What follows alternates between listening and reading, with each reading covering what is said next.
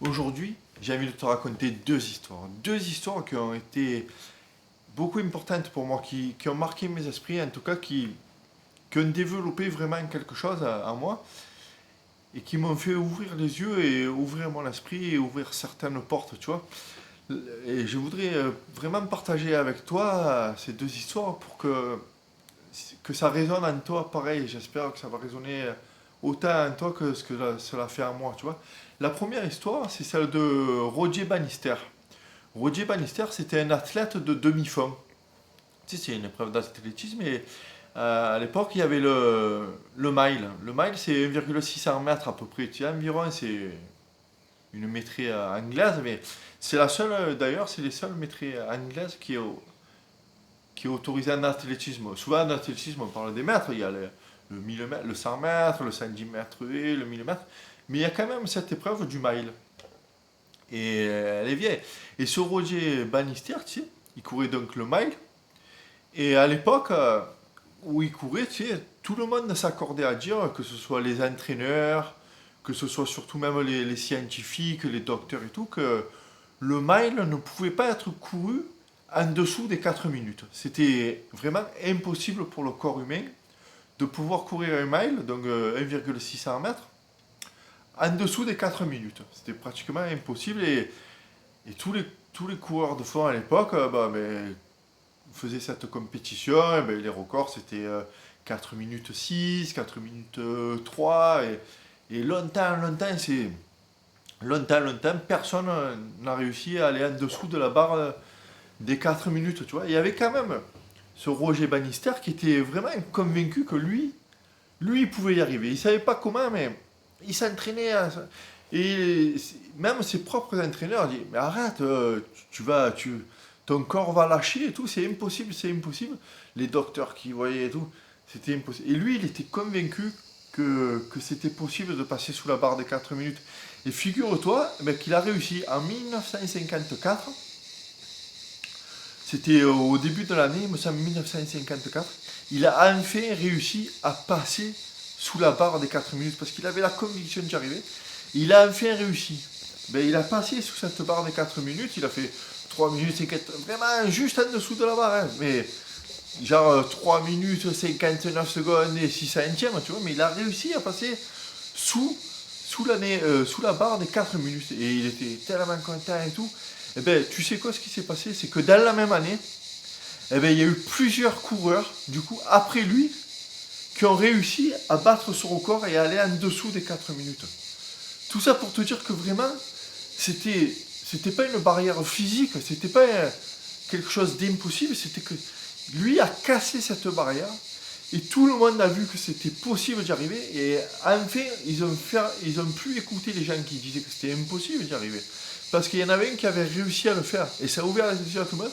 Et bien dans la même année plusieurs coureurs ont réussi à casser cette barrière des 4 minutes pour te dire même qu'aujourd'hui à l'heure où je te parle il y a quand même 1440 coureurs qui ont réussi à aller sous la barre de 4 minutes aujourd'hui. Je crois que le record même il est de 3 minutes et 72 centièmes. Ben, je ne l'ai pas noté, je ne me rappelle plus bien, mais je crois que c'est ça. Donc tu vois que si on te dit pendant des années quelque chose et que toi tu te rends compte du contraire, c'est que vraiment c'est ton esprit qui est plus fort que tout. Donc à toi de vraiment d'ouvrir ton esprit, tu vois, et de te dire que tout est possible et tout ce que tu veux, toi, arriver, est possible. Après, c'est une autre chose de mettre en œuvre pour réussir. Mais en tout cas, ne te mets pas de barrière. Parce que je vais te raconter une deuxième histoire, tu vois. C'est celle de Houdini. Houdini, c'était un magicien et serrurier en même temps, tu sais. Et sa spécialité, c'était ça, c'est que il disait qu'aucune serrure ne lui résistait, pardon. Et tu sais, du coup, là, il faisait même des spectacles et qu'il se faisait enchaîner sur scène, tout ça. Et les mecs, ils mettaient 10 verrous, des cadenas, tout ça. Il arrivait toujours, toujours à se sortir de là, tu vois, du pétrin. Il arrivait vraiment toujours à se sortir de là. Et un jour, en Angleterre, dans une petite ville d'Angleterre, il venait de construire une nouvelle prison. Et du coup, ils ont mis au défi ce Houdini de s'échapper de cette cellule, tu vois, de réussir à ouvrir cette cellule. Et tandis que il arrivait toujours à moins de 1 minute à se libérer de tout, là, ils l'ont mis dans cette cellule, tu vois, et il avait caché au fond de lui, tu sais, il avait caché une petite tige en fer pour l'aider. Ben, c'était un de ses secrets de magie, tu sais. Mais il n'arrivait pas, par le Saint-Esprit, à toujours se libérer. Il avait toujours son petit truc. Et là, son petit truc, c'était une petite tige en fer qui souvent lui le tirait de là, tu vois. Et là, ben, il avait beau essayer, il n'arrivait pas à ouvrir. Il n'arrivait pas à ouvrir, il n'arrivait pas à ouvrir. Il n'arrivait pas à ouvrir, il n'arrivait pas à ouvrir. Et au bout du désespoir, il se laisse tomber, tu vois, il se laisse écrouler. Il dit, tant pis, allez, j'ai pas réussi. Et il s'affale sur la porte. Et en s'affalant sur la porte, il se rend compte il appuie sur la poignée et la porte s'ouvre d'elle-même. Tout simplement que cette porte n'avait pas été fermée à clé. Et que le verrou était ouvert. Et il butait sur ce verrou ouvert au lieu d'essayer d'ouvrir la poignée. Et encore une fois, tu vois, là c'est l'esprit, encore une fois, c'est son esprit pour lui qui était enfermé dans quelque chose, et il butait, au lieu d'essayer autre chose, tu vois. Donc, tout ça pour te raconter, tout ça, ces deux histoires qui ont vraiment marqué ma vie, c'était pour me dire que d'une part, tout est possible, et quand tu n'arrives pas à quelque chose, eh ben, tu peux dévier et essayer autre chose.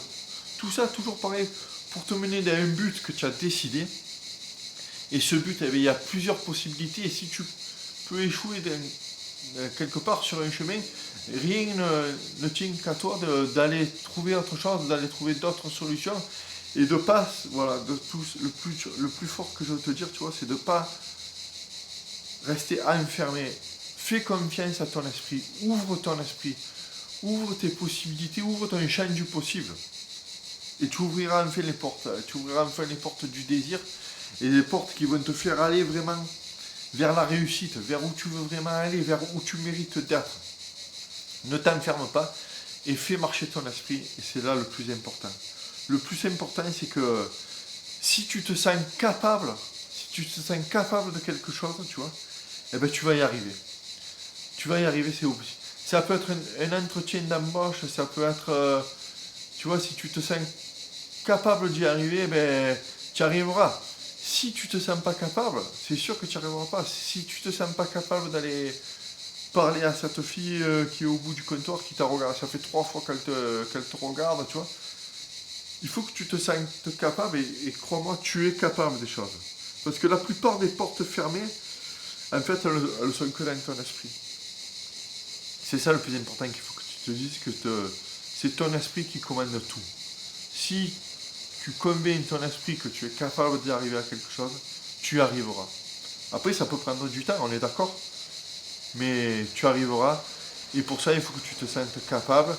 Et c'est grâce à ça que tu vas enfin commencer à faire ce premier pas. Ce premier pas vers ce changement de personne. Ce premier pas qui va te sortir de cette zone qui t'enferme, là, où tu te sens anxieux socialement, où tu te sens timide. Il faut que tu fasses ce premier pas. Et pour faire ce premier pas, il faut que tu te sentes capable de le faire. Et crois-moi, tu es capable. Donc si tu veux si tu veux que je t'aide, ça se passe ici tous les jours et ça se passe surtout en dessous dans mes contacts privés. Tu peux t'inscrire et tous les jours on avancera ensemble. Je te montrerai mes astuces, je te parlerai de mes découvertes. Voilà, ça se passe en dessous dans mes contacts privés. Tu peux t'y inscrire. Au moins tu es sûr de rien rater de ce que je peux partager avec toi. Allez, je te dis à demain.